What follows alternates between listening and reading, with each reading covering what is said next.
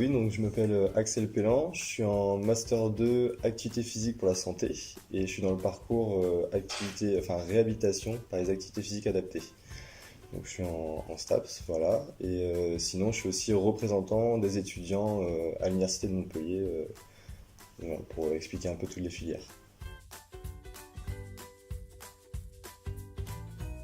Donc du coup, j'ai fait un bac S, spécialité SVT. Voilà, je l'ai fait en Bretagne et après je suis descendu ici pour le master.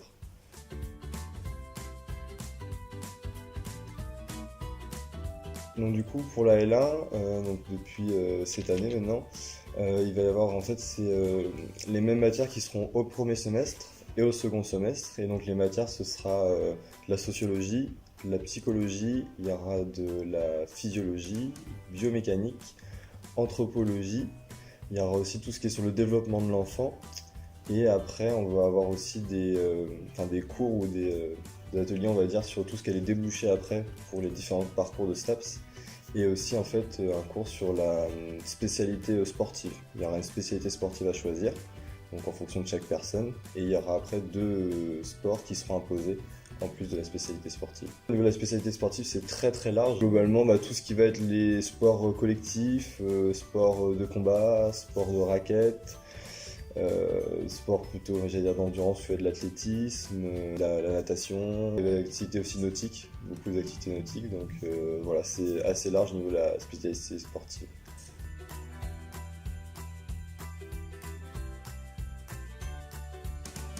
Alors globalement, c'est beaucoup axé sur des CM, parce qu'en L1, globalement, ils sont entre à peu près 650 étudiants, donc généralement ça se passe toujours dans des grands amphis.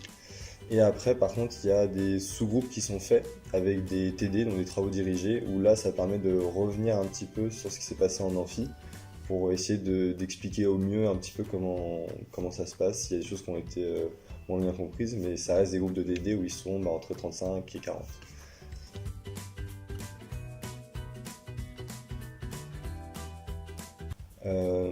Je dirais déjà par rapport à la formation, c'est vrai que c'est un peu plus simple si les gens ont fait économique et sociale ou S, parce que ça touche un petit peu plus des fois soit tout ce qui est à la SVT, donc la biologie, ou des fois en fait tout ce qui va être l'économie, un petit peu comment ça marche, tout ce qui est le travail en fait, comment ça se passe. Et je dirais aussi avoir un peu une idée de ce qu'on souhaiterait faire après, parce que beaucoup de gens des fois rentrent en STAP en se disant bon je vais faire ça parce qu'il y a du sport et autres. Mais c'est surtout en fait, comment je pourrais dire, avoir un projet pour derrière, comme ça permet de s'imaginer un petit peu tout ce qu'on souhaiterait faire. Et aussi surtout le côté un peu éducation pédagogique, parce que globalement ça va être un métier, on va travailler soit plutôt avec des enfants, soit des sportifs, soit des personnes avec un handicap si on prend une autre filière. Donc il faut avoir une certaine pédagogie et puis une envie de transmettre un peu des connaissances ou des valeurs au travers du sport.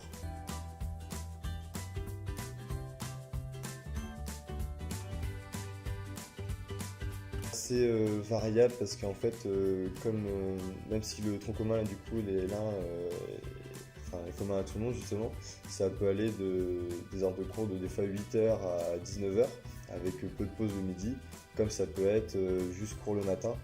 C'est très variable parce que ça va dépendre du coup aussi de toutes les autres matières qui sont enseignées, enfin tous les autres niveaux j'allais dire, les L2, L3, Master 1, Master 2. Et du coup avec les profs il faut répartir les heures, donc ce qui fait que si c'est l'espèce sportive c'est à différents endroits, donc ça peut être assez loin, donc des fois l'espèce sportive sont regroupés en même temps pour éviter trop de déplacements ou autre.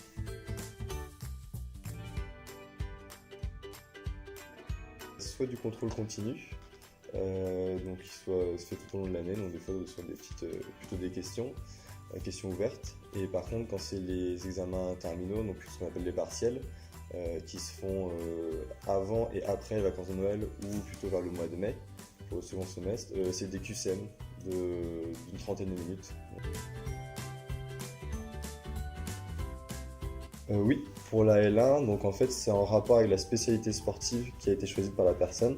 On va lui demander de trouver un club où cette spécialité sportive est pratiquée. Donc je dis n'importe quoi, si la personne c'est natation, il faut qu'elle aille dans un club de natation et en fait on va lui demander sur 60 heures de stage à peu près, qui sont réparties tout au long de l'année, d'encadrer en fait des séances pour généralement plutôt des jeunes en fait, comme ce qui serait fait dans les associations sportives pour les gens qui ont déjà pratiqué. C'est l'idée de toucher un peu déjà à ce côté éducation avec les personnes.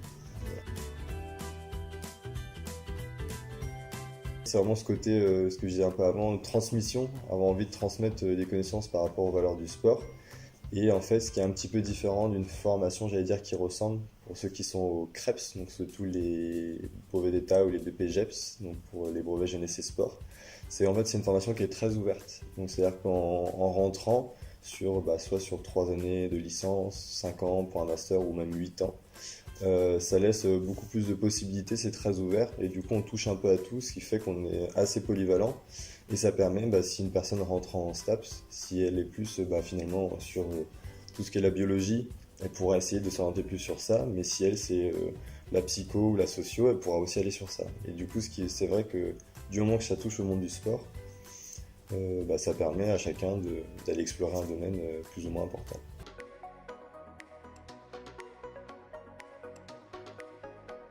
Donc pour rentrer en fait en L1 STAPS, on va demander en fait aux étudiants de terminale de constituer un dossier. Donc ça va passer par Parcoursup. En fait, ils seront notés sur 5 critères ou 5 domaines si on veut. Il y aura tout un côté avec les notes qu'ils auront eu dans le domaine scientifique, toutes les notes qu'ils auront eu dans le domaine littéraire, donc ça touche pas que à la science, toutes les notes aussi sportives, donc s'il y a toujours les options sport et autres, c'est intéressant.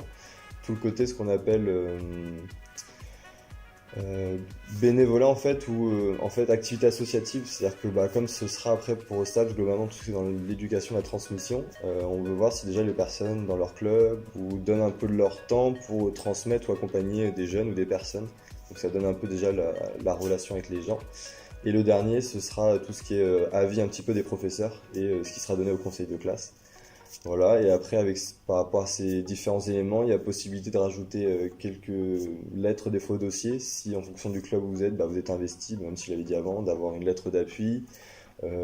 Si vous avez un projet déjà dans une idée de développer quelque chose après, ça peut être aussi de la rédiger, de dire moi je vais faire tel parcours parce qu'à la fin je souhaite développer ça ou je souhaite l'implanter là. Et généralement c'est ce qu'ils aiment bien du coup les professeurs ou ceux qui sélectionnent, parce que ça montre que vous venez en stage, c'est pas pour faire un tour ou autre, parce qu'il y a vraiment un projet derrière.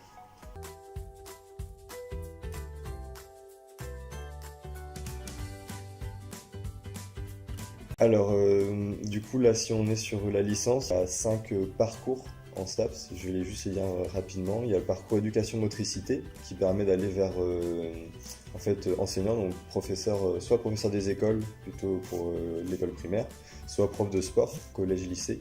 Et donc là, il faudra obligatoirement aller vers un master pour passer un concours, donc soit le CAPEPS pour être prof de sport, soit le CRES, quelque chose comme ça, voilà, pour le professeur des écoles. Si c'est management du sport, globalement, c'est pour tout ce qui est événementiel sportif, gérer des structures sportives.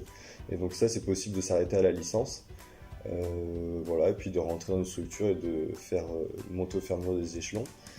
Après, il y a la filière APA, où moi je suis issu, donc activité physique adaptée. Et là, après la licence, on peut intervenir dans des associations ou même dans des clubs qui développent le sport santé maintenant.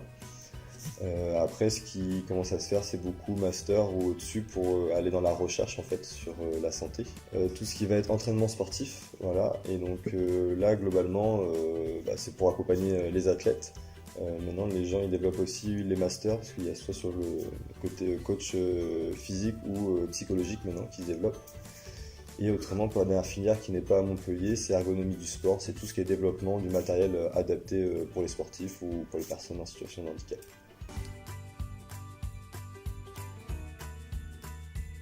Oui, donc du coup, moi c'est ma dernière année, là il me reste 6 mois, du coup j'aurai fini. Et globalement, en fait, c'est à long terme ouvrir une salle de sport adaptée pour les personnes atteintes de maladies chroniques.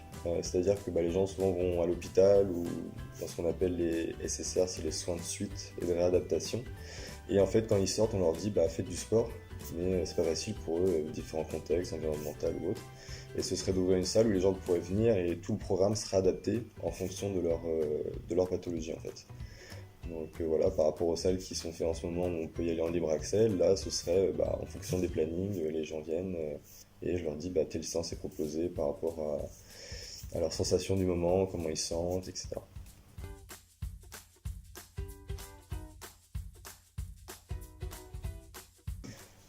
Si je peux la décrire en un mot, après bah, du coup c'est plus par rapport à moi, je dirais le mot passion.